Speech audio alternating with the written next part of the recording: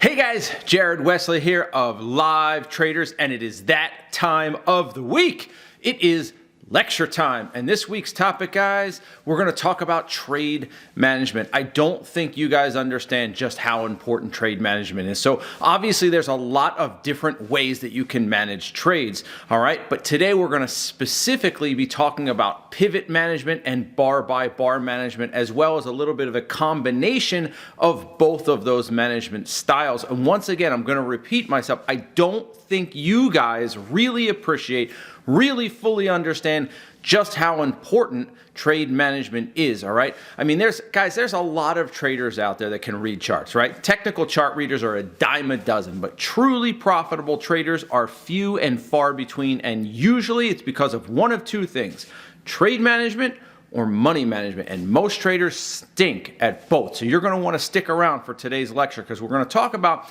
how you can find that balance, right? How you can maximize profits and minimize losses, okay? And some of that's going to be personality style, time frame, a combination of pivots and bar by bar, etc. But it's very, very, very important, because a lot of you're either super scalpy and then you watch it go later and hit huge targets and you're like, oh, I can't believe I did that, and you have FOMO. And then the flip side of that is you're really patient, you let it ride, you don't take any off on the way up, or you don't protect, and then you watch it come all the way down again. You go, oh, I knew I should have taken some off the table when I was up 10 or 20 grand on that trade, etc., and so forth. Well, today we're going to learn how you can mitigate both of those so that scalpers as well as patient traders can kind of meet in the middle and maximize both sides of your trade. If you like these videos, please click that like button, hammer that subscribe button. I am Jared Wesley of Live Traders. Let's get to it.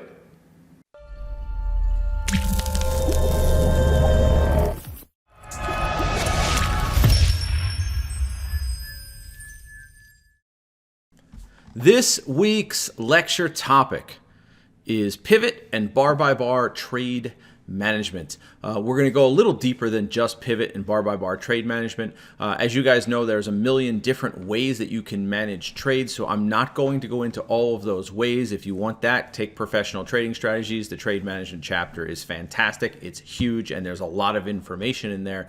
This will not be nearly as in-depth as that, and you wouldn't expect it to be.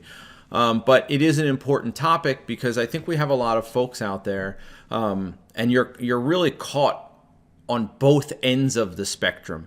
And what I mean by that simply is you're either super patient and you're letting trades run, but you're not taking any off along the way, and when they pull back, you've given up quite a bit. And then the flip side is the super scalper, who takes it off at 1 hour, 1.5 hour, half of an hour, all that kind of stuff. And then when they do run, you're sitting there with the FOMO of like, I knew I should have held that.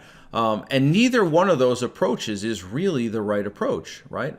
So we're going to talk a little bit about trying to balance your trading, your management specifically, and some of the considerations that you guys might want to use when you do that. Because I believe, and I've said this many, many, many times, most of you guys are getting your ass kicked in this business because of trade management. There's two reasons you get killed: money management, trade management. Once you get the money management out, which means, hey, this is my max loss, I'm done for the day, then it comes down to trade management. Because I've said this before, it's been a while since I've said it, but I used to say it frequently. You could almost throw darts at the Wall Street Journal and make money if you're a tremendously good trade manager, right? You could almost throw darts at the Wall Street Journal if you're a really good trade manager. Most of you are not.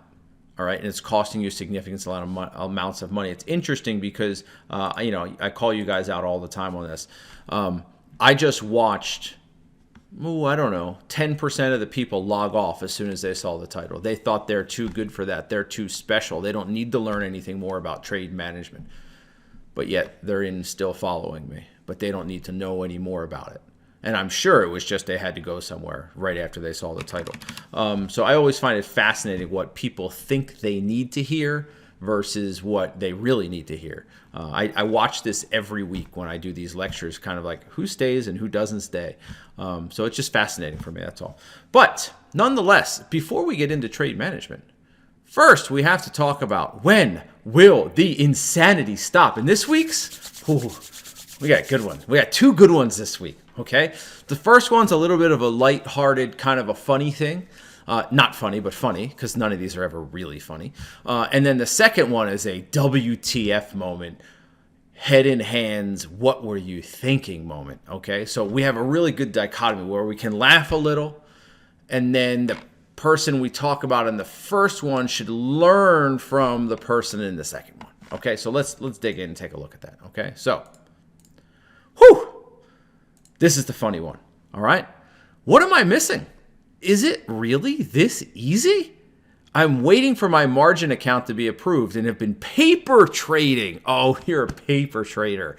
While I wait, but there must be a catch. I've just been trading a $1 stock that goes up and down by a penny regularly. When I switch over to the real thing, what's the reality? So this person, I left their name so you could see it's the same person. Definitely a day trader. Current cash amount to $176,000. Wondering if they'll give me 4x buying power. I'm wondering if you'll just give me your $176,000. I mean, you're going to in one capacity or another, because when you get into the market, I'm going to take some of it from you because I'm going to be on the other side of those easy trades that you keep taking. What am I missing? It's really easy. You don't have to. You can virtually raise your hand. But anyone ever in the beginning of your trading career paper trade and think, what's the rub? Everyone keeps telling me how hard this business is, but I can't lose. Ever have that experience? You're simulator trading, you're paper trading. You're like, oh my gosh, this stuff's a joke. I don't know what everyone's talking about. Maybe I've just found the Holy Grail. So right now, there's pretty much everybody raising their hand going, yeah, it's me. And even the ones that aren't too shy to raise it going, yeah, that did happen to me too. So that's why I say, I don't know. This person right here should probably pay attention to the next slide. Okay, and I know their current hamster 4459 that this won't apply to you because you're special. But just pay attention for a second if you happen to be watching. All right, pay attention. Oof. That hurts. Oof. That hurts. I'm down 1.5 million on this. Kept buying the dips on margin. Great idea. Cost average your way down into a losing position. Good job. You have no effing money management. You've never taken a real trading course. You are a hack and you are a clown. See the one that says, don't be a clown? You are a clown. Okay? Not sure what happens now, but it's not good. I want some sort of vengeance. Oh, that's even better yet. You want to give up the rest of your account? I'll take it. Yeah, I'll be happy to take that 1.775 million you got left in your account off your hands. 276,000 shares. Awesome. So when this person put that screenshot out there, they were down 1.3 million, but they said they're down 1.5, and this wasn't that long ago. You can see this, not that long ago. Now officially below the offering price. Jeez, how bad does it get if they actually can't raise the full equity at 575? I'm just hitting the stage now where all I can is laugh. Yeah, we're laughing at you, not with you, at you, okay? Jared, that's mean, that's rude. No, it's not. No, it's not. This is pure ego.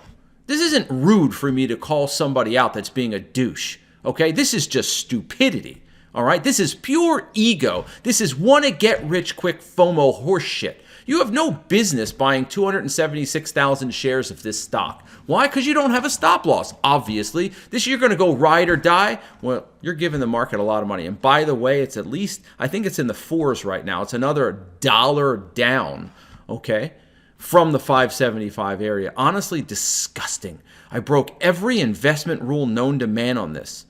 Well, I'm surprised you had rules. Well, at least it's good to know you had rules. Having them is better. Having them is less better. You get where I'm going with that? Okay? So anyway, trading is serious stuff. It's just pure greed. It's just pure greed. Seriously, it's just pure greed. Okay? Leave it at that. All right, so I hope person A learned something from person B. All right, that's all I can say. All right? Hopefully. The next day, it gapped down another $1. That's awesome, Mark. That was great to hear. Okay? Guys, why do I do this? Why do I spend so much time on this? So you won't ever do these things. So you won't ever do these things. Okay? All right, let's dig in. So, trade management. What are some of the things we got to think about? Considerations, expectations. Well, personality, time, and targets. I know that we've discussed some of these topics. And again, for those of you who have taken professional trading strategies, this is obvious stuff to you. But when you think of a management, the first thing you have to do is think about yourself, right? Don't think about the trade and don't think about the market. Think about you, all right? And this is where it's challenging because you don't know you until you have traded. Now, I understand what some of you are going to say. What do you mean I don't know me? You don't know yourself. You don't. Who you are, what you are, your belief system outside of the stock market is not who you are, what you believe inside of the stock market. You know, you hear that phrase, to know and not do is to not know. That's a trader to a T. To know and not do is to not know.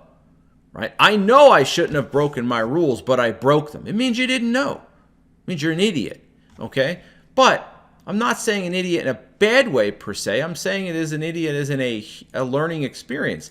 And when you're learning, it's always good to learn with low risk level. That's a money management concept that we're not going to talk about today. But you need to know yourself first. Who are you?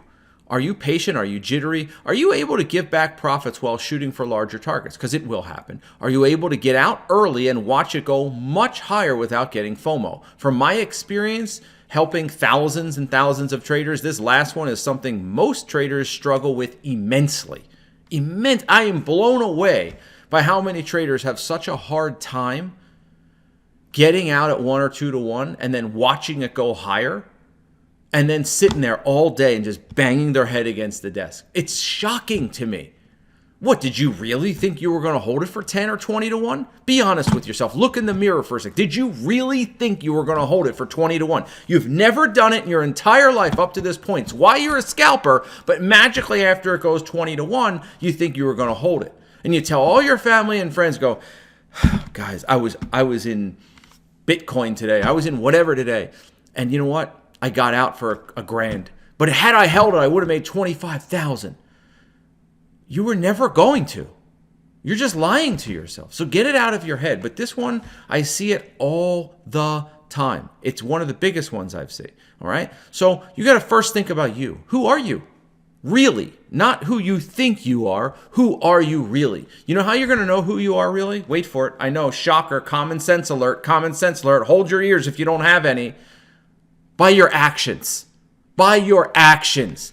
Not by what you think you should have done, but what you actually did.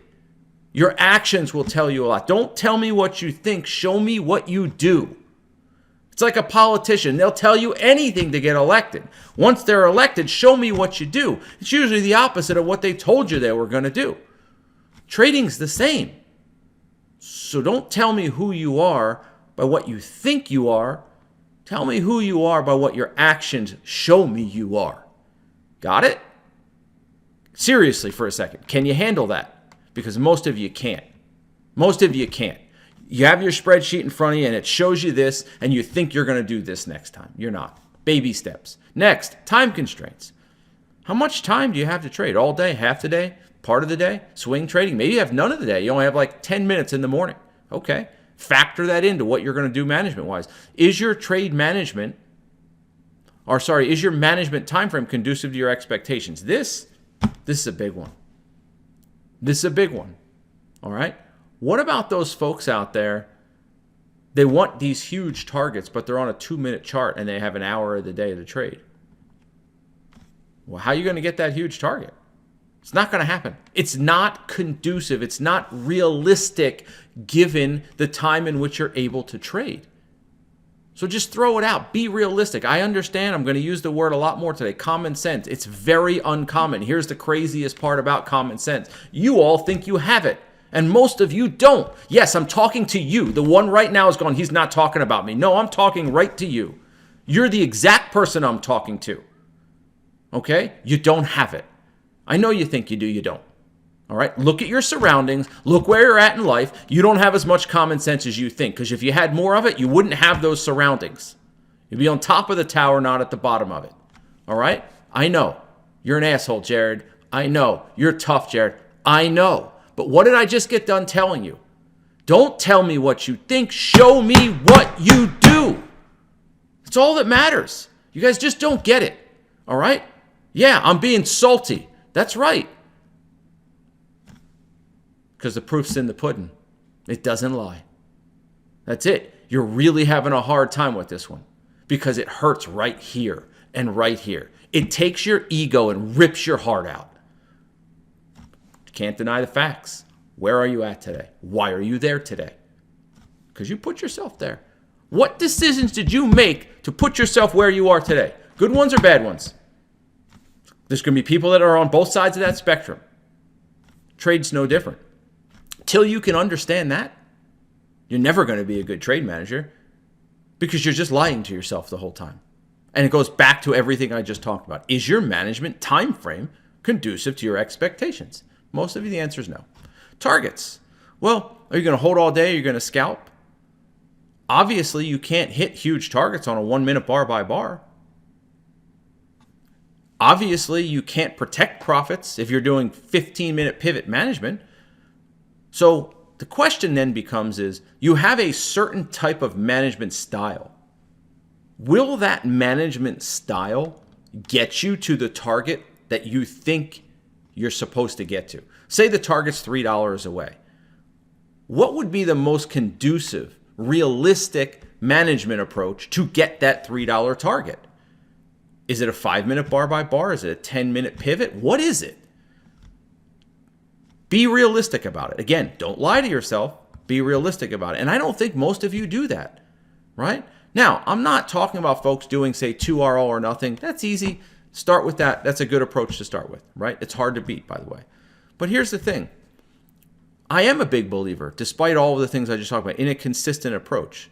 But I am not entirely opposed to people that have data, and that's the key, that have data that proves that, hey, you know what? They've used this type of management on buy setups and this type of management on 3-bar plays. If you have the data to prove that you can change your management on different patterns, I'm okay with it. But just to come out and whimsically say, you know, I'm just going to do this type of management with this pattern and this type of management with that pattern, I don't like that and I disagree with that. Show it to me over 500 trades, 1,000 trades. Show it to me over that, okay? All right, so let's dig in a little bit, all right? So different approaches. Simple. This is a simple slide, all right? Pivots, guys. Stock moves up, pulls back, moves up, pulls back, moves up. These are pivots. These are areas in which you would raise your stop loss if you're already in. Simple enough. You're like, duh. We're going to get a little deeper than that in just a second, okay?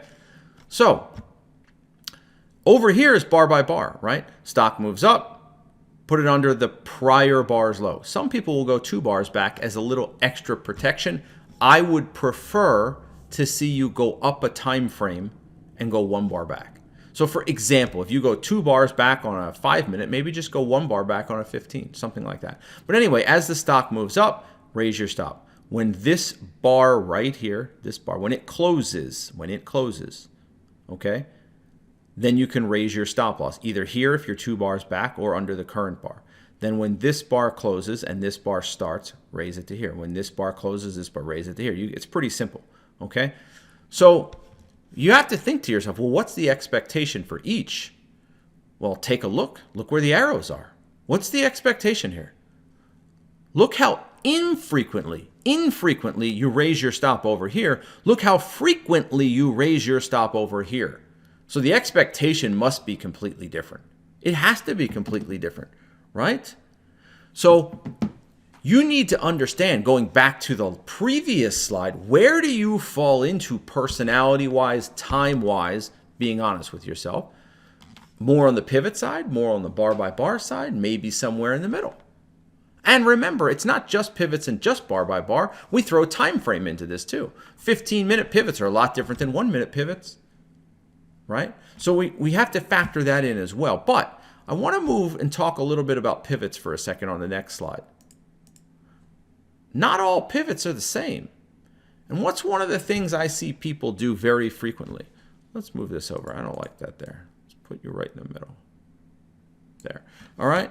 What's one of the things I see people do very frequently?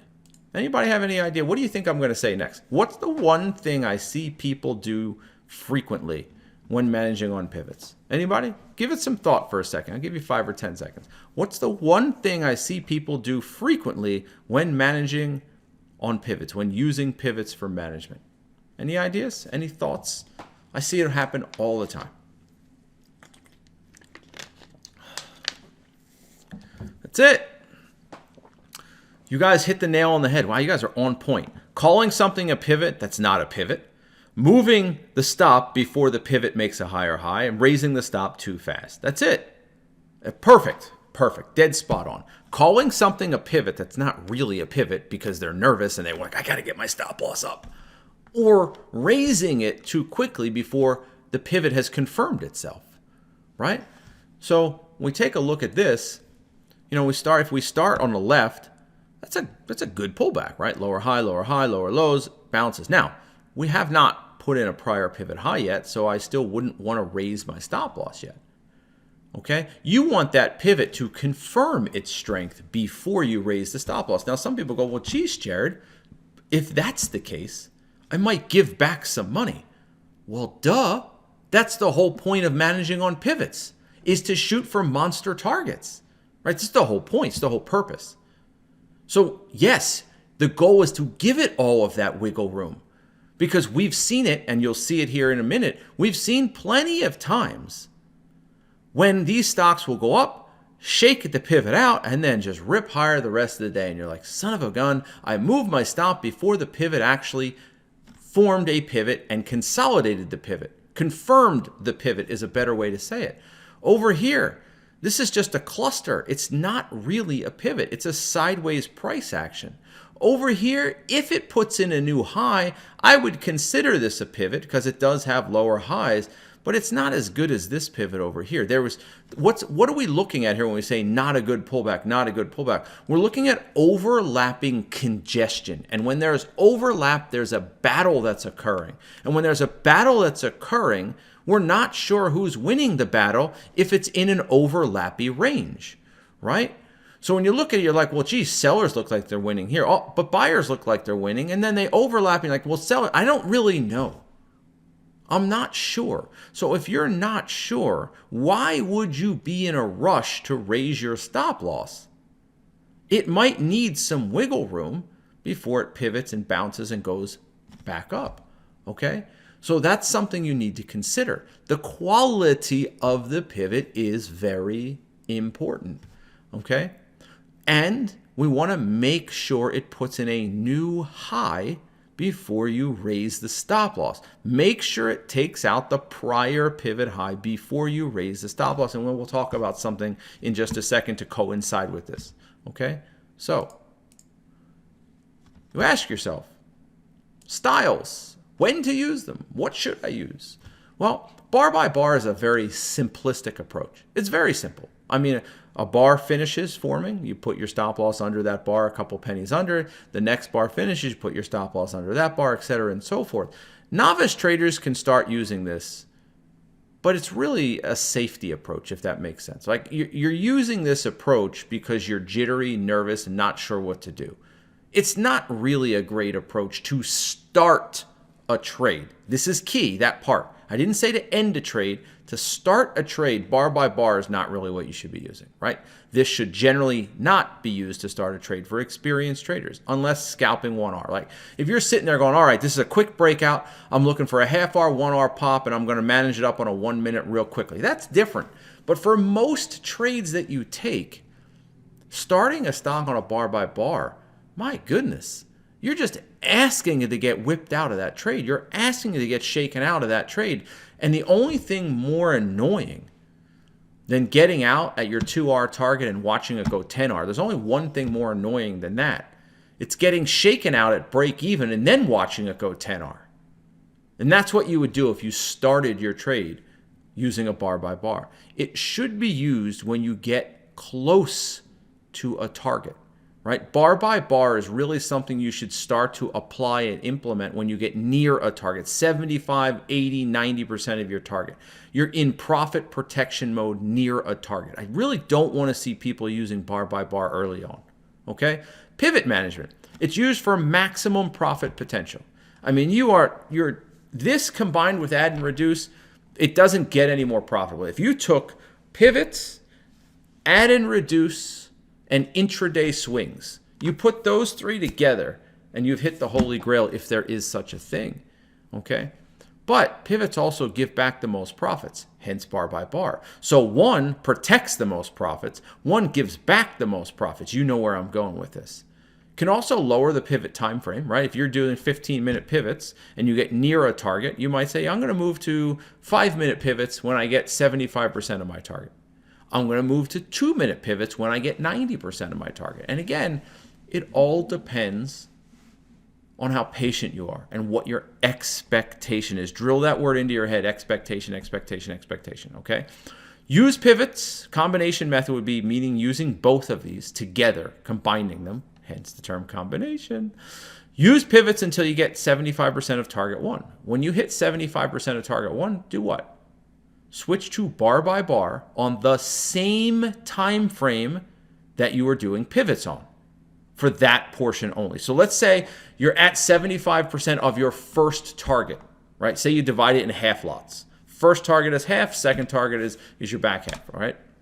So now you get 75% of target. Say you're on 5-minute pivots. Go to 5-minute bar by bar at 75% of your target for the front half only. So if you have 1,000 shares, you divide it up into two. You have 500 shares for the front half, 500 shares for the back half, okay? Once you get 90% of target, bar by bar on a lower time frame. Same front half, okay? So you'll do 5-minute pivots, 5-minute bar by bar at 75% of target. 5-minute pivots, once you get 90% of target, go to a 2-minute bar by bar. All right? Or if you're on a 15-minute pivots, go down to a 5-minute bar by bar and a 2-minute. The closer you get to the target, the more you want to lock in. But you don't want to start it too soon. Okay? You don't want to start it too soon. And you're going to use the exact same approach for target number 2. When you get 75% of the way to target number 2, again, switch from pivots to bar by bar. What does this do? It allows you to give a stock tons of wiggle room. Wiggle all over the place because I want a big target. But as you actually have something to protect, you protect it. You see, in the beginning of your trade, you're not actually protecting anything because you don't have much money in it yet. You're up a quarter of the way to target, a half of the way to target. So what? A half of the way to first target? Well, the whole purpose of pivots is big targets. So you don't have anything to protect, so don't protect it. Wait. This is where your patience will come in, okay? So if you look at some of these, okay, we're going to go back and forth here. When you look at a stock like this, what's the expectation here? Now think about it for a second. I really want you to look at it and give it some thought. You take a look at this chart. Moves up, pulls back, moves up, pulls back, and then starts to find some support in that 48.50 range, right? Bottoming tail, kind of retest, bounces, bottoming tail, little mini retest, bounces, and then it retests again. So it's holding 48.50 very nicely. But what are we not in? We are not in an uptrend. What does that mean? Well, it means we can probably expect similar price action as we saw over here to the left. I understand it's a nice pullback, lower highs, lower highs, lower highs, bottoming tail right at support. So you're going to get in right there at, 48.60. You're going to put your stop loss down here at like 48.30 under the base, all of it, under the lowest low of the previous pivot, the lowest low. But can you just magically expect this thing to rip back up to 49.50 or 50 or 51? I wouldn't think so. Because this is a stock that's still struggling. It's a stock that was in a stage 4 downtrend and looks to be in a double, triple bottom retest stage 1. We're not even in a stage 2. You could argue we're not even transitioning yet. We're literally buying the bottom. When you buy the bottom, you're going to need to give it more room. Right? So you give it more room, which means allow it to wiggle because it's going to need it. So don't immediately go to a bar by bar, the first couple bars in, and you'll see here, I'll pull this over. What does it do? It's exactly what happens. it goes sideways, which is not completely unexpected here. All right? So just keep that in mind, guys. Depending on the type of trade you're taking, depending on where it happens on the chart, could have an impact on how soon you want to start. And this is, again, why you don't want to start a bar by bar too soon. Now, what if we did combine them in a different aspect? So this one is somewhat similar to the last slide, but a little bit better because it's putting in a higher low here. It's putting in a higher low here. But again, what if you started your bar by bar too soon? What if you got in here, right? And your initial stop loss should probably be a little wider, but what if you got in here and you did bar by bar? You're going to be out right here, right there. See it where my cursor is? Right there. You're done. You're out. You're done. What'd you give up? $2? So you got in right here at like $79.25 with a stop at like 78.75, 50 cent stop loss, and you're up, I don't know, up in this range. Where would you stop out? 79.75, and you're in at 79.25. So you got basically 1R. That's pretty much what bar by bar is expected to do. But if you're looking bigger, you can see that there are larger targets here. And if you really believe that this stock is transitioning, it should blow away these prior targets right here. So could I see, if you divided this into 1/3, maybe taking a cheap target on 1/3 right here at $80? I could see that, right? I could see a cheap target at 1/3. But if you're doing half lots, I wouldn't take a cheap target. I would wait for a bigger target if you're doing half lots, right? And what happens? Stock moves up, pulls back, moves up.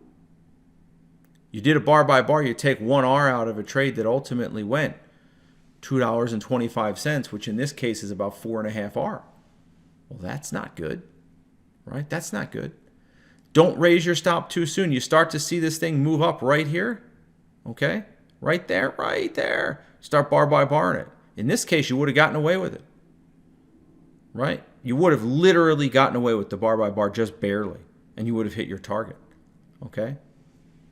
So when you look at this, don't be too soon to go to bar by bar. Don't be too soon to be jittery. There's a reason you're doing pivot management, because you believe this stock is transitioning. And if it really is the bottom, the only direction you have is upside potential if you believe it's the bottom.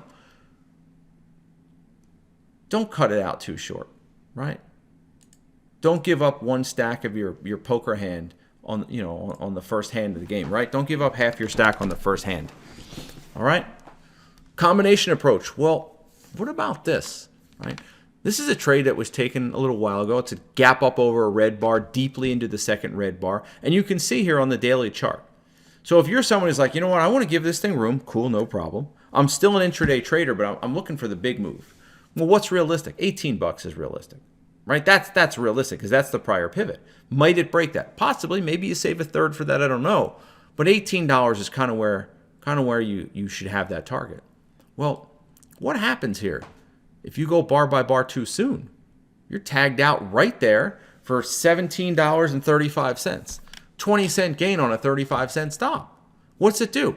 Pulls back, pivots, goes higher. So lower high, lower high. Once this thing pivot, puts in this topping tail right there. See it right here. Follow me now. Right there, raise your stop. But give it room. Don't raise your stop 1 penny below it. So if that stop loss right there is like 17.30, go to 17.20. So right on this topping tail is when we finally break the prior pivot high. Raise your stop loss to 17.20. Moves up, consolidates, breaks out. But what do we get now?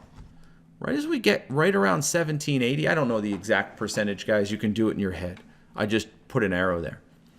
We're getting damn close to what? To our target.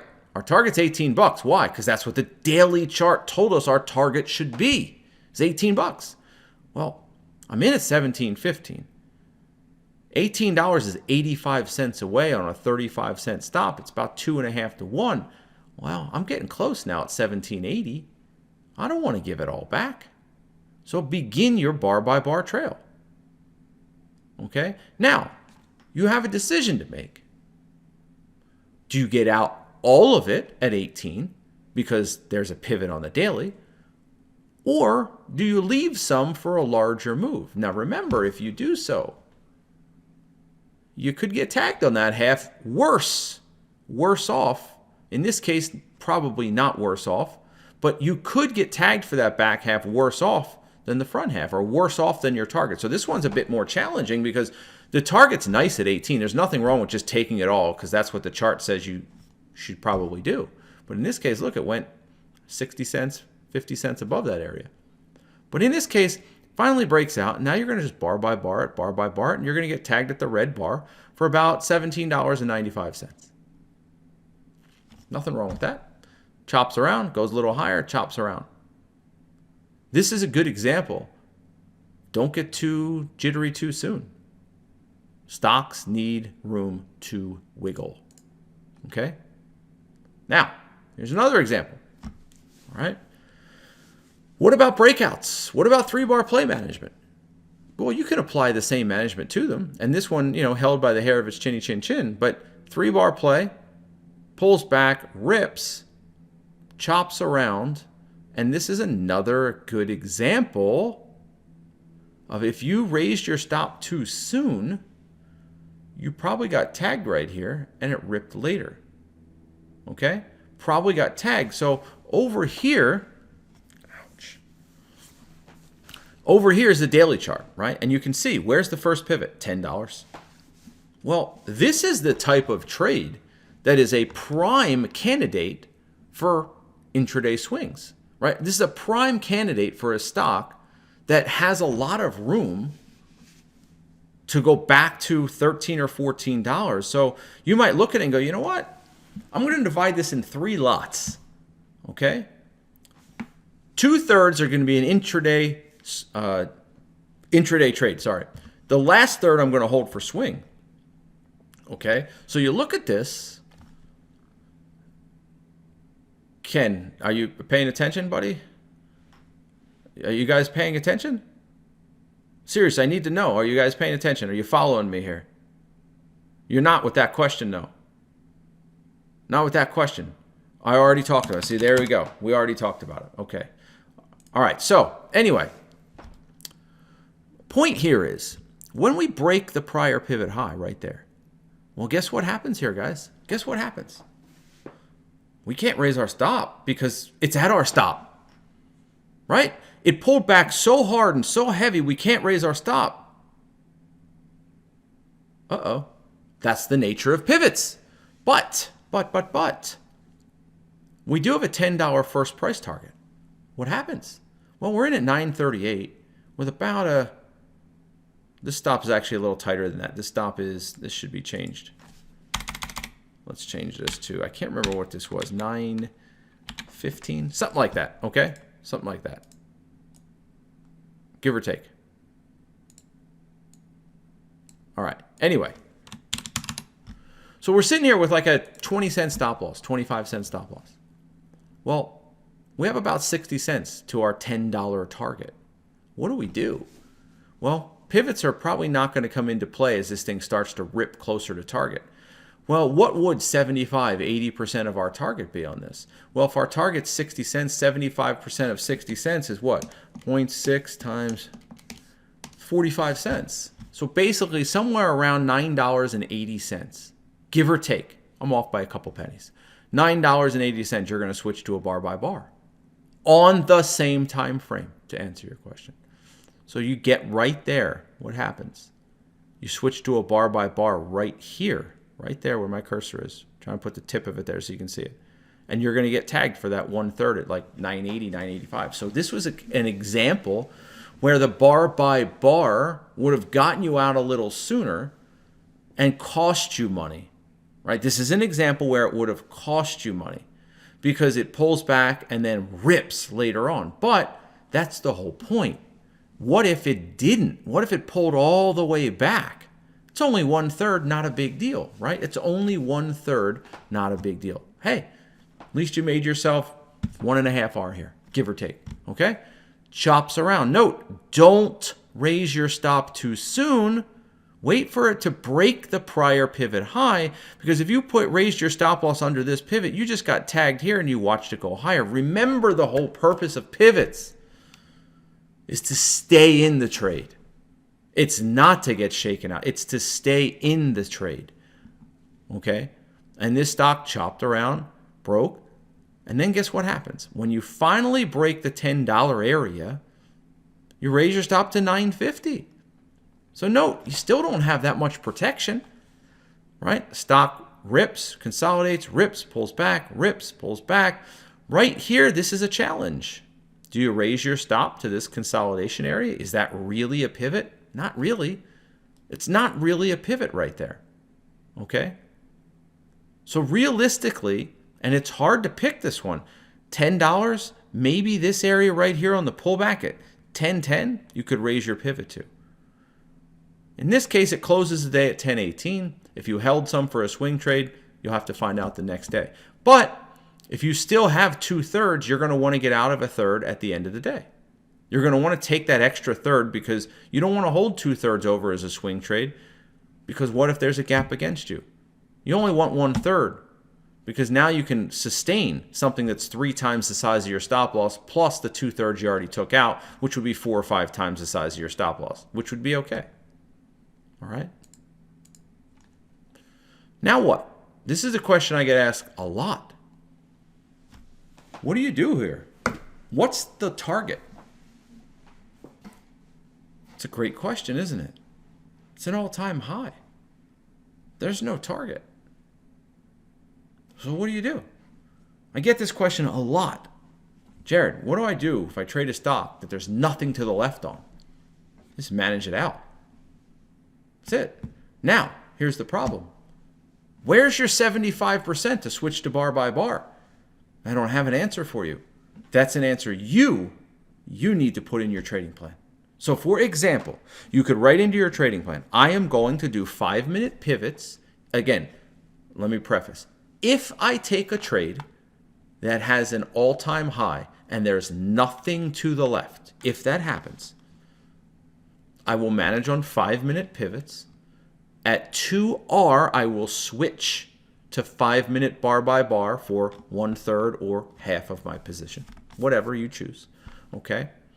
And perhaps at 2.5R, I'll switch to bar by bar on a lower time frame. Instead of 5-minute, maybe I'll go to 2 minutes. Instead of 2 minute, maybe I'll go to 1 minute, okay? Well, in this particular case, this stock ripped. It went from 40.46 with about an 80-cent, 75-cent stop loss, and it went to $46. Well, that's $5.50 on an 80-cent stop loss. That's 6-1. Pivoted, broke the high, so now you can raise your stop to the pivot, right? And then it just held there all day. So think about what I just said. So you could bar by bar this out, right? Like I said, once you get to 2R, you don't take it off. You bar by bar it once you get to 2R, okay? Bar by bar, bar by bar, bar by bar, bar by bar. Oh, there it is, $44. Okay, so you're out 1/3 at $44. Sweet, I'll take that. It's $3.50 on an 80-cent stop loss. That's 4.5 to 1, okay? Pivots, chop, chop, chop, breaks the high of the day. New stop loss is here. Call it $43. I don't know the exact number. Call it 43 for 2/3. Well, there's no other significant pivots that break the high. There's nowhere else to raise your stop. Got to hold it till the end of the day. And then you have to put a rule in your plan. What happens if it doesn't stop me out by the end of the day? Well, I don't know. What do you think? Sell it all? Get out 3/4, 2/3, and then hold a quarter, hold a third? That's up to you, right? Depending on what? Time constraints, personality, all that stuff, okay? This trade ultimately went about 5R for me, okay? I ended up making $5,200 on this thing or something like that, okay? But my point is, you need to sort out your management before you're ever in a trade, and there should be a section in your trading plan, multiple pages long, that defines every and any and every possibility that could happen to you in a trade. Some people might say, well, geez, Jared, what do I do if it goes climactic, parabolic? Put it in your plan. If a trade truly goes parabolic, and then define parabolic, define it. If it goes parabolic, I'm able to take half off. I'm able to take all of it off. I'm able to take 1/3 off. Most of you don't have a trading plan that's that detailed. So when that situation happens, you twiddle your thumbs and you don't know what to do, and usually you get out early. Well, here's a great example. What do you do here? Well, it's an all-time high again. We have to use our prior management method. But this thing ripped. It went from 51 to 55.50. It's a $4.50 move. I believe it was a 50-cent stop loss. Whoa, that's 9R. Well, bar by bar got most of it, didn't it? Bar by bar took most of it. But you could make an argument at one point this was close to climactic, but was it climactic? Not really. You could argue it was close. This is what I mean. You need to have specific plans or specific rules. Now, in this case, getting out at 55 would have been the right thing to do because you can see at the end of the day, it closed at 53. Now, 53 isn't bad, but it's not 55. It's not the point, though. What if it closed at 60 and you got out at 55? You need to have rules. But here's the thing, guys. You might say, I might have to leave the house. Some other people say, I need to take some ibuprofen. What are we doing? Oh my gosh, I can't go to the end of the day. What are we doing? What are we saying? We're saying, I need to adjust my management, and I don't think I'm comfortable with this approach, Jared. Fine. I'm totally fine with that. Choose a different approach you're more comfortable with. That's the whole point of this lecture, is to find an approach that you are able to do, that doesn't make you have stomach ulcers, that doesn't make you have a fifth of vodka or whiskey on your desk just to get through it. That's not good trading. I'm not here to cause a heart attack. I don't want you walking off your balcony. It might cost you a little bit of money or make a little less, but at least you won't be walking off a bridge. So think about it for a second. Take what I am saying and go, okay, where in there do I feel comfortable? And don't look at the chart in hindsight and go, yeah, I'd hold it. What would you really have done? Some of you might say, and again, I'm just giving you avenues, angles. Some of you might say, all right, no matter what the stock does, I will take 1/3 off at 2R. I will then move to a 5-minute bar by bar, and then the last 1/3, I will use pure pivot management. Fine. I'm okay with that. As long as you can do it every time. So I'm not telling you this is what you have to do. I'm simply saying, find the balance.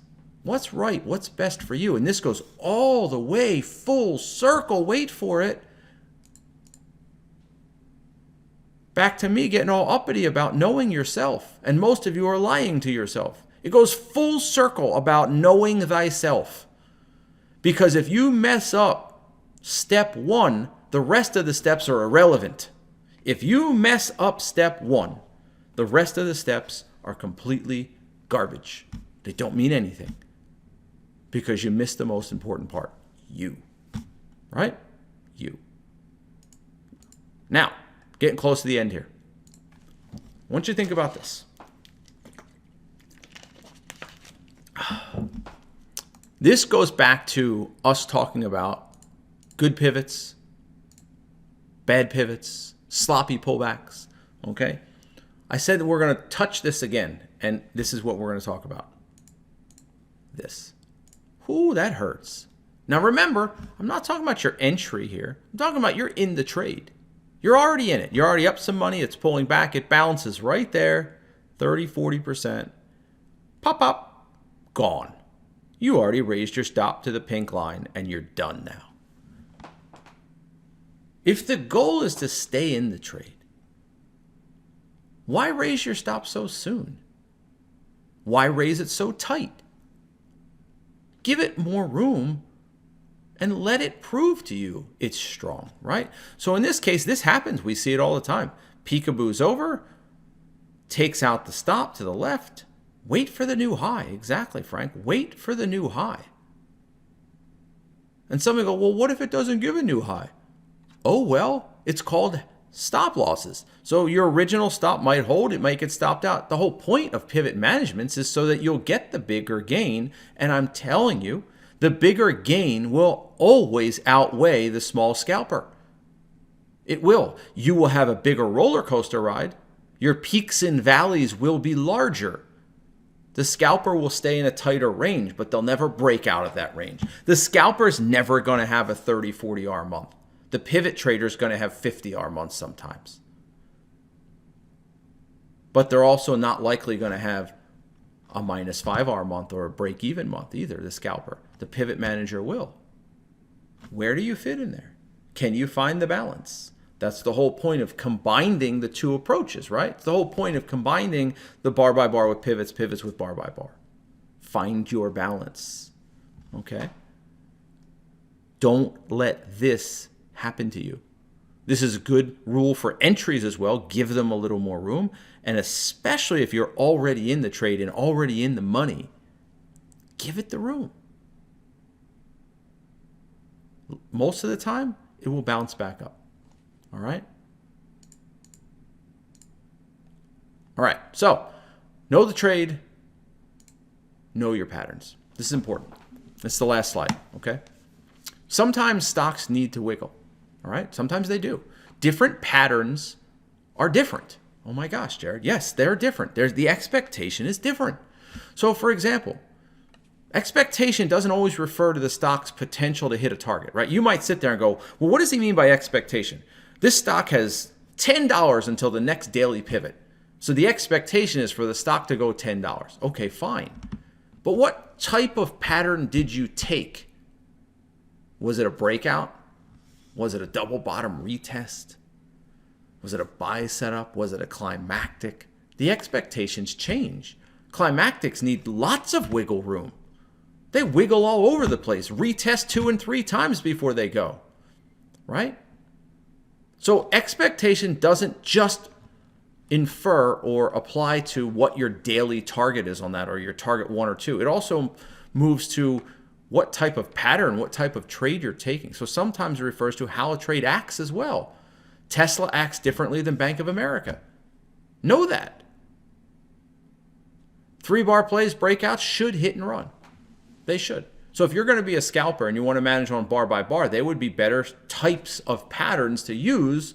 Scalp management bar by bar, because they're not supposed to wiggle. I mean, gosh, really good 3-bar plays have a stop loss in the upper 1/3. I know we say upper 50%, but they have a stop loss in the upper 1/3.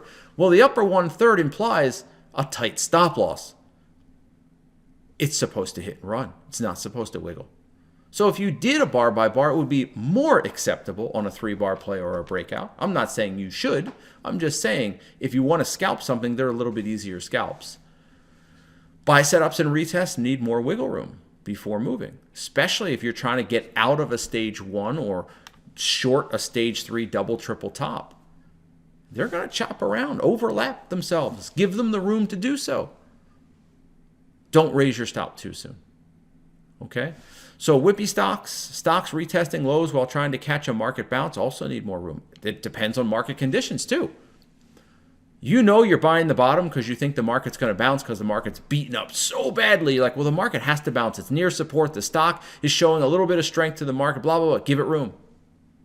And I'm not talking just about the stop loss. I think some of you think I'm flip-flopping. I'm not. I'm not even referring to the stop loss. I'm talking about how quickly you raise your stop loss after they get going in your direction. You know, we talked about Nike today. We talked about XPEV. Some of those stocks will go up. They'll go up, and then boom, you'll just see a red bar come in. And you're like, what? And then they go back up. And they go, well, gosh, I just got shaken out. That will happen occasionally, but if you give them the room they deserve, it won't. So know who is trading and know what you are trading. It's very important stuff, guys, to fine-tune the time you have to trade, who is trading, the style you're trading, scalping, larger term targets. as well as the patterns you're taking. When you understand all of those facets, it becomes a lot easier to build a management that's conducive to that person, that time, that pattern, that goal and expectation. Otherwise, you're just throwing shit at the wall and hoping it sticks. And the problem with that method is it can ultimately work. It just takes so much longer because you keep throwing at it and see what sticks. You keep throwing at it and see what, and now you waste 6 months, a year, 2 years, when you could have just stepped back, took a hard look in the mirror, sorted out who's really trading, what you're really trading, what the expectation is, and then build something around that. All right? So, I hope you guys learned a little bit, not just about pivots and bar by bar, but management in general. Who's trading, what you're trading, when you're trading. And really, really, I hope after this you will dig deep and not lie to yourself. Stop lying to yourself. Be honest with yourself. Let the stats guide you. Use those statistics to really mold yourself as a better trader. All right? I'm Jared Wesley of Live Traders. We'll get back at it again next week.